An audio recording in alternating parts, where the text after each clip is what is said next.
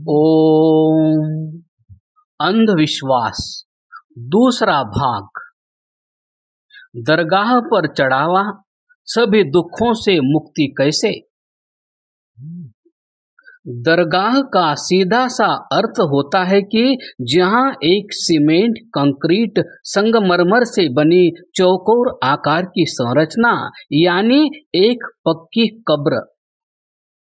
कब्र के अंदर एक लाश और उस लाश का अरबी भाषा में कुछ भी नाम हो सकता है, जैसे मोइनुद्दीन, निजामुद्दीन, अली शाह, पीर इस्माइल से लेकर कोई भी एक नाम। याद रखिए, भारत, पाकिस्तान और बांग्लादेश ये 3 देश ऐसे हैं जहां दरगाह, मजार और पीर हैं, वरना अरब के किसी भी देश में पीर, मजार, दरगाह का कारोबार नहीं होता। लेकिन यहाँ पर ये बड़े सेंटर बन चुके हैं जहाँ फरियाद पूरी होने, मन्नत मांगने का बड़ा विशाल कारोबार चलाया जाता है। यानी आपने कुछ मांगा और कब्र में सैकड़ों सालों से पड़े एक कंकाल या मिट्टी हो चुकी लाश ने सुना और आपका काम बन गया। अगर आप आस्थावान हैं और सोचते हैं कि कब्र पर चढ़ावा चढ़ाकर मुराद पूरी होती है, तो साइंस के अनुसार पूरा तरीका समझ लीजिए। यह अटल सत्य है कि मौत एक दिन निश्चित है, लेकिन मौत के बाद ऐसा क्या होता है कि जो लाश चल फिर नहीं सकती, सुन नहीं सकती, बोल नहीं सकती या जिसके पास खड़े होने से भी बदबू आती है, वह 6 फीट मिट्टी में दफन होते ही सारे काम करने लगती है। उसे ठंड भी लगने लगती है, जिसके लिए उसके ऊपर हरे रंग की चादर चढ़ाई जाती है। आखिर यह मामला क्या है? चलिए पहले इसी को समझते हैं कि दफन होने के बाद सड़ी गली लाश, मुर्दा कैसे पीर बन जाता है। मान लीजिए कोई एक इंसान है जिसकी मृत्यु हो जाती है। मेडिकल साइंस कहती है कि मौत के 12 से 24 घंटे बाद शरीर में मौजूद प्रोटीन गलने लग जाता है और टिश्यू टूटने लग जाते हैं। शरीर में मौजूद बैक्टीरिया और फंगस शरीर के अंदर के हिस्से को गलाने लगते हैं। इस स्टेज में शरीर फिर से लचीला हो जाता है।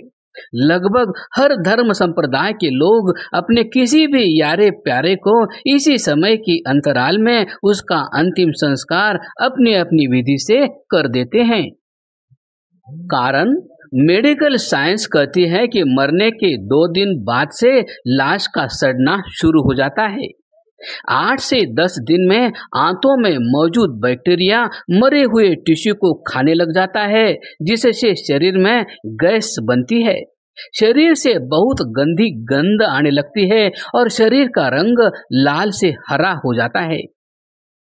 ऐसा रेड सेल यानी शरीर में मौजूद लाल रक्त कणिकाओं के सड़ने की वजह से होता है। इसके 2 हफ्ते बाद इस स्टेज में बाल, नाखून और दांत बहुत आसानी से अलग हो सकते हैं। शरीर की चमड़ी मोम की तरह लटकने लग जाती है, जिस वजह से लाश को हिलाना तक मुश्किल होता है। 1 महीने बाद कीड़े मकोड़े लाश के सब नर्म अंगों को खा जाते हैं और लाश कंकाल में बदलना शुरू हो जाती है। यानी स्पष्ट हो गया कि जब कोई मरता है, अगर उसे दफना देते हैं तो 1 महीने के अंदर लाश को कीड़े खा जाते हैं। अब ऐसे में सवाल यह है कि सड़ी गली लाश में रूहानी ताकत कहाँ से आती है? ये लाश दफनाने के बाद कैसे मन्नत पूरी करती है?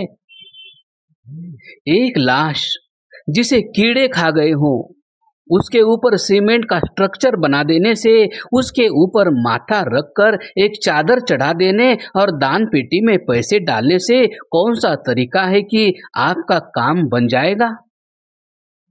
अब कुछ लोग कह सकते हैं कि आस्था है और आस्था में कुछ भी हो सकता है। तो अब इस आस्था के गणित को समझ लीजिए। भारतीय उपमहाद्वीप एक धर्म भीरू समाज है। यहाँ चमत्कारों पर बड़ा विश्वास किया जाता है। यहाँ इंसान किसी ताकतवर शक्ति को अपने काबू करने के प्रयास में रहता है। बस यही बात इस्लामिक आक्रांता समझ गए थे। उन्होंने सोचा जो हिंदू तलवार या किसी मस्जिद के सामने नहीं झुकते, लेकिन वो मंदिर के सामने बिना झुके नहीं निकलते। यहीं से खेल शुरू हुआ, पीर मजार दरगाह का या कहो कब्र की पूजा का। हिंदू इन्हें देवस्थान समझकर धीरे धीरे जाने लगे। फिर अफवाह फैलाई जाने लगी कि फलाना मजार पर गया उसे बेटा हुआ, वो गया उसे जमीन में गड़ा हुआ खजाना मिल गया। मसलन चमत्कारी अफवाह, और लोग झांसे में आने लगे। देखते देखते भारतीय उपमहाद्वीप में पीर मजार दरगाह पैर फैलाने लगे। अगर पिछले 3 दशकों को बिजनेस की नजर से देखें तो 2 बिजनेस में सबसे बड़ा ग्रोथ देखने को मिला।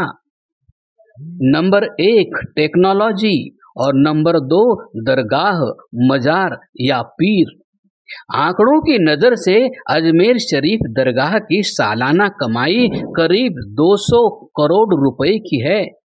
इसके अलावा दिल्ली की हजरत निजामुद्दीन दरगाह, देवा शरीफ, बाराबंकी, हाजी अली दरगाह मुंबई, सरहिंद शरीफ दरगाह रोजा शरीफ पंजाब, पीरान कलियर शरीफ उत्तराखंड, दरगाह ए हकीमी मध्य प्रदेश, आसाम की हाजी पौवा मक्का दरगाह, पीर बाबा पीर बूढ़न अली शाह पीर इस्माइल की दरगाह औरंगाबाद महाराष्ट्र, छोटी दरगाह मनेर बिहार।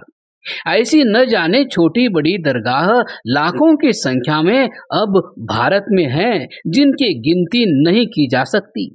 इन सब का सालाना बिजनेस करीब 2000 करोड़ के आसपास बताया जाता है। यानी आस्थावान हिंदू हर साल 2000 करोड़ रुपए मन्नत के नाम पर इन दरगाहों पर चढ़ाकर आता है। तो सवाल पर वापस आते हैं कि मन्नत यानी मांग, डिमांड जो हिंदू लोग इन पर रखने जाते हैं, उनकी मन्नत किस तरह पूरी होती है। फिर से इस खेल को समझिए। यानी जहां आस्था के लिए पैसा चढ़ाया जा रहा है वो मुर्दा गल सड़कर मिट्टी हो चुका है। बस वहां एक सीमेंट का स्ट्रक्चर बना है।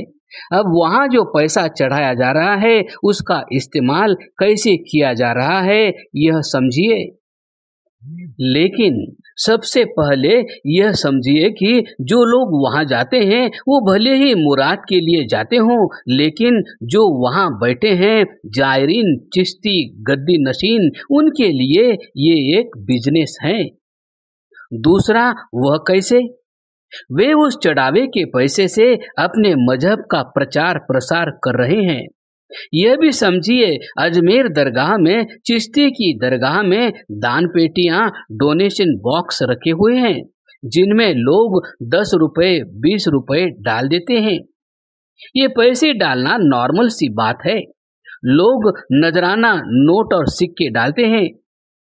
लेकिन पिछले साल नवंबर, दिसंबर और जनवरी मात्र इन 3 महीनों में दान पेटियों से 19 लाख रुपयों का चढ़ावा निकला, जिसे गिनने के बाद चिश्ती कमेटी ने फरमान जारी किया कि वे पैसे मदरसों के विकास में खर्च किए जाएंगे। इसके अलावा साल 2021 का दरगाह का बजट पेश हुआ तो तय हुआ कि शिक्षा के लिए दरगाह शरीफ के मदरसे का आधुनिकीकरण किया जाएगा।